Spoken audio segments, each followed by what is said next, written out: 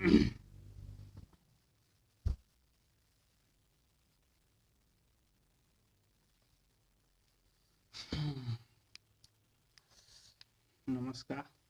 মই মণ্টু বৰাই bike Assam YouTube চেনেললৈ আপোনালোকক ৱেলকাম কৰিছোঁ। আজি মই যিখন বাইকৰ বিষয়ে আপোনালোকলৈ বিষয় লৈ আহিছোঁ, সেই বাইকখন অতি জনপ্ৰিয় মানে এইটো কাৰণে কৈছোঁ জনপ্ৰিয় বুলি। যিকোনো মানুহে আপোনাৰ দুখীয়া হ'লেও যিমান অলপ মিডিয়াম ক্লাছৰ মানুহো আপোনাৰ বাইকখন ব্যৱহাৰ কৰে, ধনী শ্ৰেণীৰ মানুহো ব্যৱহাৰ কৰে, মাইলেজো বহুত দিয়ে। এইকাৰণে মই বাইকখন জনপ্ৰিয় বুলি কৈছোঁ। আৰু এই বাইক আপোনাৰ এতিয়া আমাৰ বাইক এখন কিনিবলৈ চবৰে মন যায়। ভাল চিচি থকা, ভাল কেপাচিটি, ভাল মাইলেজ দিয়া এখন বাইক চবেই কিনিবলৈ মন যায়। আপোনাৰ বাইকখন এতিয়া কিনিবলৈ গ'লে আমি এতিয়া চবেই গম নাপাওঁ এতিয়া বাইকখন আপোনাৰ মাইলেজ কিমান দিব, আপোনাৰ চিচি কিমান হ'ব। সেয়ে আপোনাৰ মই এইখিনি আপোনালোকৰ দূৰ কৰিবলৈ কাৰণে মই এই বাইকৰ ভিডিঅ' লৈ পিনি আপোনালোকৰ মাজলৈ আহিছোঁ। প্ৰত্যেকখন বিভিন্ন ধৰণৰ বাইক আছে, মই বিভিন্ন ধৰণৰ বাইকৰ ওপৰত আপোনালোকৰ ভিডিঅ' লৈ আহিম। আৰু ইয়াৰ জৰিয়তে যাতে আপোনালোকে কিবা এটা মোৰ পৰা জানিব পাৰে।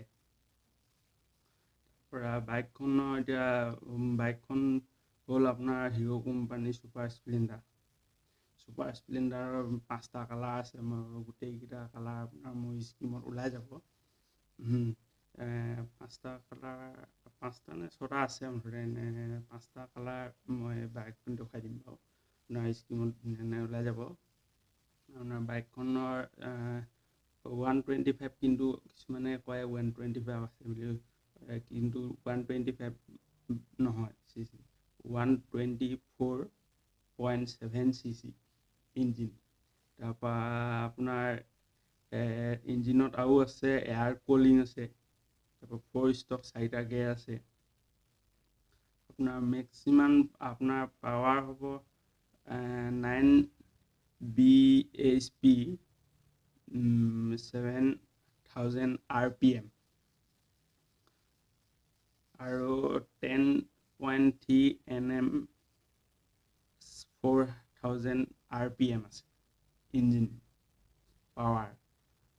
ব্ৰেক ষ্টৰ আপোনাৰ ডাম ব্ৰেক হ'ব 130 mm, আপোনাৰ এইটো হাইড্ৰলিক হ'ব। আকৌ আপোনাৰ আগফালে আৰু পিছফালে হ'ব আপোনাৰ 130 সমানে আছে ডাম ব্ৰেকে।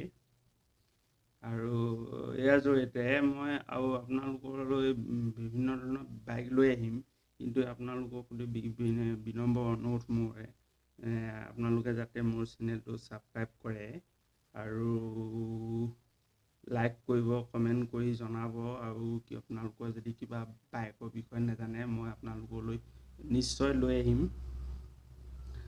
আপোনালোকে যদি এতিয়া বাইক এখন হ'লে মানে ভাল, আপোনালোকে যদি বিভিন্ন ধৰণৰ সময়ত এতিয়া ক'ৰবালৈ যাব লগা হয়, বা এতিয়া মাইলেজ এতিয়া ছুপাৰ স্প্লেণ্ডাৰ বাইকখনে ভাল মাইলেজ দিয়ে। আপোনাৰ আজিকালি তেলৰ যিমান দাম হৈছে, মাইলেজটো এতিয়া বাইকখন চলায়ো ভাল লাগে। আৰু বাইকখনৰ টায়াৰ হ'ব, ফ্ৰণ্টত হ'ব 2.75 ইনটু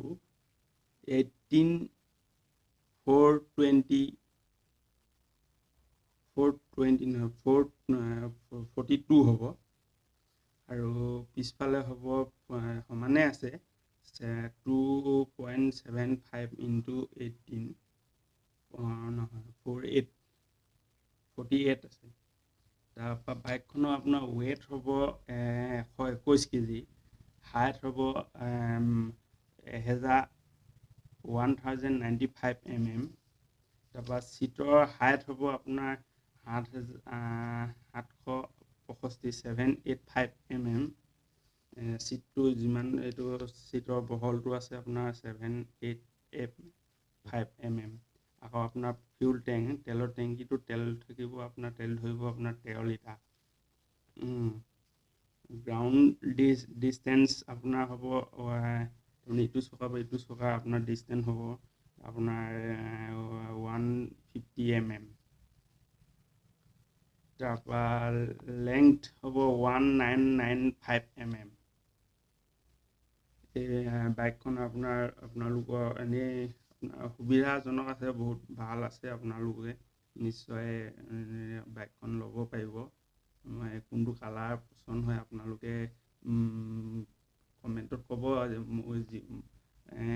আৰু মই প্ৰাইচটোৰ কথা নকওঁ, আপোনাৰ প্ৰত্যেকখন টাউনতে আপোনাৰ বা জিলাতে, ডিষ্ট্ৰিক্টতে, ষ্টেটতে প্ৰত্যেক ভিন ভিন হয়। সেইকাৰণে মই নকওঁ এইটো এতিয়া ইয়াত হ'ব, তিনিচুকীয়াত বেলেগ হ'ব, গুৱাহাটীত বেলেগ হ'ব। সেইকাৰণে আপোনালোকে নিশ্চয় গ'লে গম পাব। সেইখিনিকে ক'লোঁ। আৰু মই যাতে আৰু ভাল ভিডিঅ' লৈ আহিব পাৰোঁ বাইকৰ বিষয়ে, তাৰে আপোনালোক লৈ আৰু ভিডিঅ'টো যাতে মোৰ ভিডিঅ' আপোনালোকে সদায় চাই থাকে। আৰুনো কি ক'ম, ইয়াৰ কামনা থাকিল। সদায় মোৰ যাতে বাইক অসম ইউটিউব চেনেলটো চাই থাকিব আৰু ছাবস্ক্ৰাইব কৰিব। জয় অসম। নমস্কাৰ।